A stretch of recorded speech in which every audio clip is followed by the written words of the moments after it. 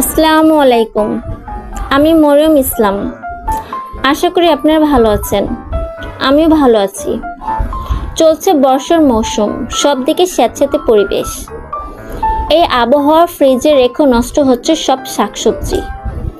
তবে কিছুটা বুদ্ধি খরচ করলেই হবে সমস্যার সমাধান। লবণের ব্যবহার মুক্তি দিতে পারে এসব সমস্যা থেকে। বারবার ফ্রিজ খোলার কারণে বাইরে আর্দ্র হাওয়া ফ্রিজে ঢুকে যাওয়ার সম্ভাবনা থাকে। সে কারণে এই সময় ফ্রিজও বেশি আর্দ্র থাকে।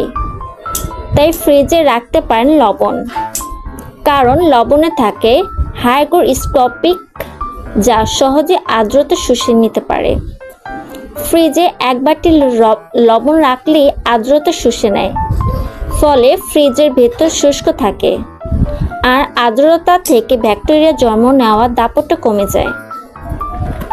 তাতে ফ্রিজের দুর্গন্ধ কমে যায়। তবে অতিরিক্ত লবণ নয়। 150 গ্রাম লবণ ফ্রিজের এক কোণে রেখে দিন, তা আবার কয়েকদিন পরপর